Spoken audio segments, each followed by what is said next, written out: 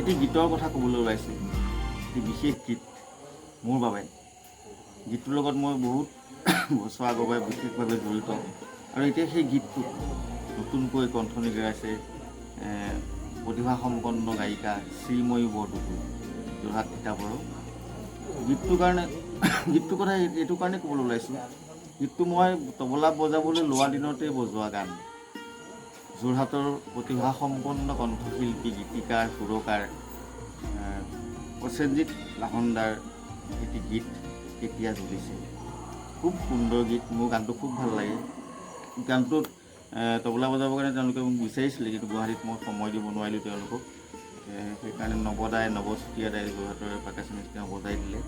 গানটো খুব ধুনীয়া হৈছে আৰু গানটো খুব ধুনীয়াকৈ শ্ৰীময়ীয়ে গাইছে। আৰু গীতৰ সুৰৰ কথা ক'লৈ প্ৰসেনজিৎ লাহনৰ গীতটো সংগীত কৰিছে, খুব ধুনীয়া সংগীত কৰিছে, ধুনীয়া এৰেঞ্জমেণ্ট কৰিছে শ্যামল ভূঞা। গীতটো মিক্স এণ্ড মাষ্টাৰিং কৰিছে দিগন্ত বৰদলৈ আৰু ভিডিঅ' ডাইৰেকশ্যন কৰিছে অবিনাশ ভূঞা।